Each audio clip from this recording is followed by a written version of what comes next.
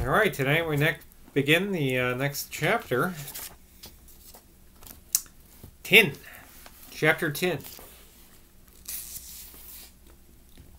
It was now mid-September. The harvest, a particularly good one that year, had been gathered in, and the apples in those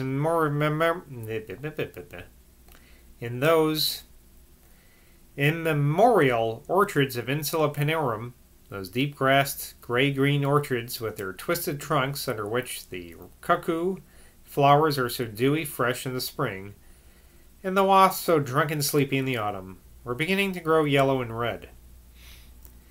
The elderly curator of the little Glastonbury Museum was walking up and down between the famous ancient British boat, over which he had kept guard for 40 years, and the almost equally famous Lake Village pottery, much of which, during his long, indefatigable regime, sorry, that's the thing I do, I pronounce regime. He had dug up with his own hands. That old canoe boat had still a serviceable air. It looked as if it would almost have served the owner of Wookiee Hole himself to push his daring exploration beyond that stone witch up his subterranean river. And the pottery, too, looked as if it could still hold the milk and honey of Avalon. But Mr. Merry felt worried at that moment. It was Wednesday, early closing day in this town, and he had been promised by Mr. Crow that if he could get down to the starting field by 2 o'clock, he should be taken for his first air ride. Bob Tankerville, the pilot, was going to fly to a certain factory town in France that day, one of a series of such expeditions that Philip had been making of late, but today, the master himself being unable to go, he had offered Mr. Merry the unique chance. Tankerville can do my business, he had said. All he wants is someone to grumble to. But it was now 1:45, and there was no sign of an expected visitor from whom he had been waiting since 12 o'clock. It'll be a rush to get my dinner, thought Mr. Merry, as he stroked with his old fingers the edge of the ancient canoe. Being a bachelor and very rigid in his habits, Mr. Merry made much of his dinner hour at the Pilgrims'. Since the pageant, he had enjoyed these meals with a special zest, because his bête noire, Barter, whose flirtations with the waitresses were a source of perpetual irritation to him, had, since he left the dye works for the municipal factory, ceased to appear. A rush! If there was one thing in life that Mr. Merry could not abide, it was what he called one of those damned rushes when you didn't know what you're eating. And here he was, heading steadily, moment by moment, towards the rush.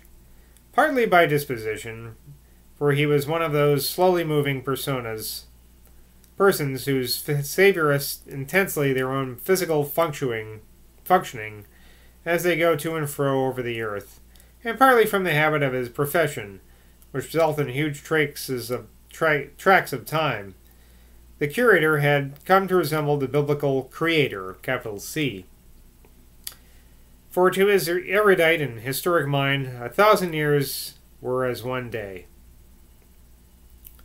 He had been pestered now for nearly a fortnight by letters from the foreman of the municipal factory, an individual who signed himself Radley Robinson, for permission to talk to him on what the applicant called affairs of importance. Did the passionate Red, whose baptismal name was Radley, feel any sense of psychic philological shock when he murmured to himself, pen in hand, affairs of importance, and then wrote down the unaspirated words? Since the pageant and since the unsatisfactory compromise, from his point of view, that had ended the dye works strike, Mr. Robinson had been hardening his heart and concentrating on his energies, even. Oh man, I'm only 5 minutes into this. Deep in his soul shone still the illuminating lamp of 8. But to his Jacobin destructiveness he had had the wit to add a great deal of indomitable Cockney patience. And on the strength of this, he had been promoted to the position of second in command under Barter. Oh, that's interesting, huh? He had set himself to propitiate Barter with a ferocity of sly, satiric unction that made that shrewd East Anglican positively sick with aversion. But there was nothing else to be done. The manufacturing of souvenirs flourished well under Red's astuteness. He alone seemed able to keep the huts, heels, and cranks, of which the work were full, in any sort of order.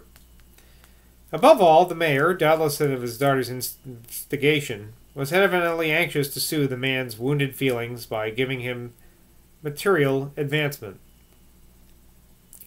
Anyone watching old Mr. Merry at this moment, rubbing with a privileged forefinger this precious aquatic relic, under the very nose of his own proclamation against such things, would have supposed that he was wondering what actual prehistoric human rump once squatted in this frail skiff. But not at all. He was thinking to himself, if he doesn't come soon, I'll have to let the pudding go. But suddenly the door opened, and there, quite unmistakably, was the pestering man. Red looked like what is called a ticklish customer. He looked like a person capable of employment by Scotland Yard.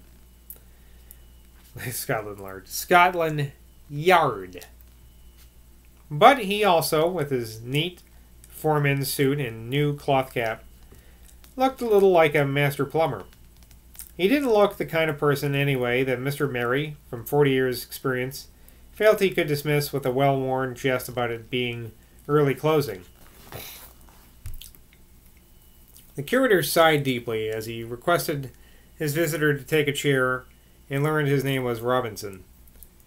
He's a pesterer, he thought, but he isn't an arch-pesterer. I may have time for pudding.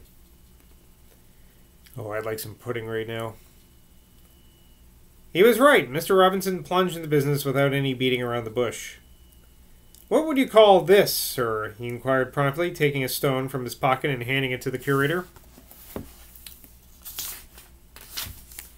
Mr. Merry took the object in his hand.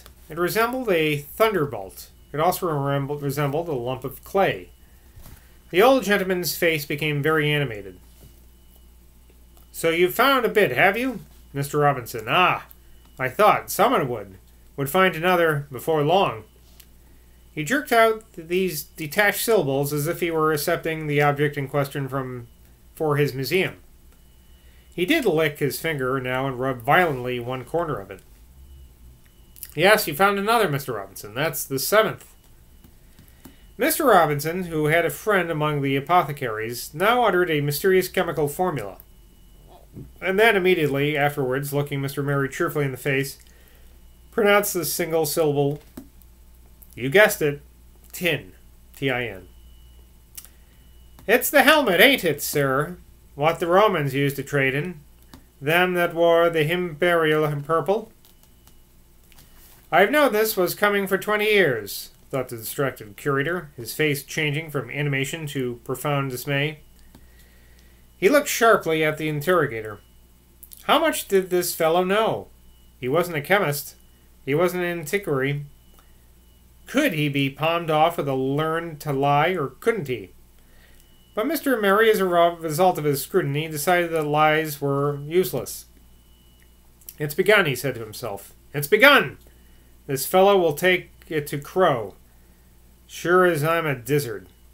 The beauty of Wiki Hall is departed. Crow will start a quarrying the moment he sees this. The wonder is that he has missed it himself. He's always going down there with his electricity. This is the end of all those lovely stalactite caves that Clement of Alexandria talks about. I can see, sir, said Mr. Robinson, rising to his feet, that my information was right, and that it is the element after which the Corinthians... Not Corinthians, my good man, Carthaginians, cried the curator.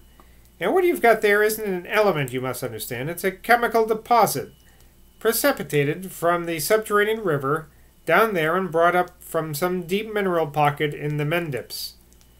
Oh, lordy, lordy, lordy, he thought to himself. Why can't I hold my silly old tongue?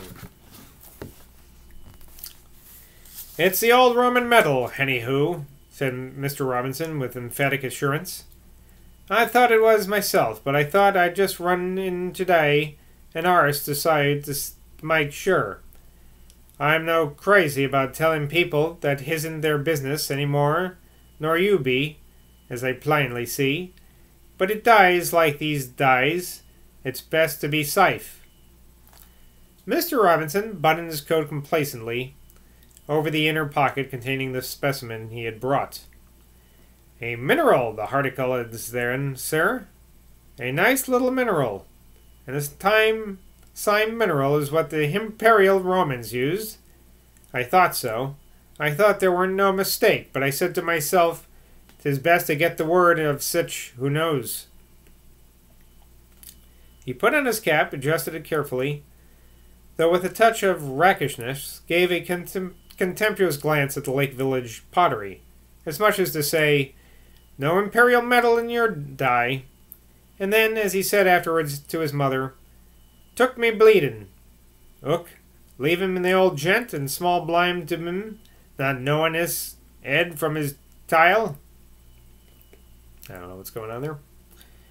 The next person Rev. Robinson went to see was a small chemist in High Street of the name of Harry Stickles, a remote relative of Tossie's.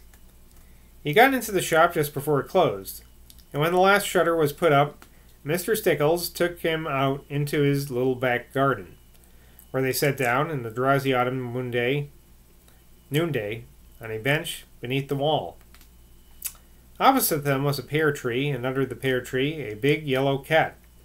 Several brooms and mops were propped up against the wall, and a broken earthenware bowl lay at their feet. Okay. Had your dinner, Harry, said Red. What do you suppose, you bloody Londoner? I dines at 12 sharp, I've had, you know. And what's more, I've got as tidy a little missus as any tradesman in town. And don't you forget it. When it comes to the cookery department... Red looked at the yellow cat. Where's your Liddy now, Harry? Washing the soup ladles? Mr. Stickles made a gesture with his thumb and a slight motion with one of his eyebrows. This signified that the mistress of the house was upstairs just above their heads, and if they were to talk blood and iron business, it would be wise to lower their voices. You're in the mark, Harry. You've hit straight this time. 'Tis the nice little metal that made the Imperials so rich. You've got it, you've got it. The homely question now is, how much will you be able to soak him for? Red took up his cap and laid it down on his feet, upside down. The joy of his ate, and the thought of soaking his enemy, had caused drops of sweat to moisten the front of his object. And upon his ate sweat, a blue bottle fly began to feed with such intense avidity that one might have thought that there was nourishing potency to Mr. Robinson's wrath. Harry Stickles did not reply for a while. Both men now took out their pipes and contented themselves with contemplating the yellow cat as their smoke ascended in filmy blue curves into the misty air. The cat stretched out its front paws and yawned voluptuously, displaying a throat as pink as a wild rose. Then Mr. Stickles said in a carefully modulated voice, so that his wife, even if she was listening at the window above, could hardly have caught his words, the number of sixpences I've spent overlooking for this here thing in Wookie would keep me in tobacco for a year. But there's a big lot of it down there. A big lot. It's only wants digging for. There'd be tons and tons, I shouldn't wonder. Mr. Stickles was a short man, even a dwarfish one, with long muscular arms and a face like a mad baby. His face was a soft, round, roguish face with pleasant dimples. But into it, as if in some fantastic experimentation, had been thrust a pair of eyes that glittered with insane avarice. The truth was that long before Philip had begun charging sixpence for the privilege of visiting Wiki Hole, Mr. Stickles had been wont to spend Sunday afternoon and Sunday among those stalactites. "Don't you let him orf under 100,000, said Red Robinson cheerfully. "Lucky if I get 100 quid out of him," whispered the other. "But he can't have found it or 'twould have been in the paper." "Paper be hanged," whispered Red ferociously. "What price am putting in gines and in tickings in the paper? Wit eat to day, we poor dogs will know tomorrow, and that's all there is to it." Mr. Stickles contemplated his yellow cat with intense and concentrated attention. Suddenly he slapped his hands in his knees. "I'd catch him just about right, after he's had his lunch and all, if I were to go around and see him now, straight off the bloomin' reel." Red Robinson squirmed and fidgeted on hearing his friend's bold utterance. In the secret malice of his heart he had seen himself as the one, dedicated by a just providence, to dangle the medal of Carthage and Rome before the eyes of the greedy manufacturer. "He's been flying all over Europe. So his pilot's landlady, a Brut's Alley, told Sally Jones, stealing secrets from the foreign dye works. So 'tis likely he'll be in the helms today." Mr. Stickles was, however, already upon his feet, while his yellow cat, as if to give oracular encouragement to his daring master, left the pear tree and rubbed himself against his legs.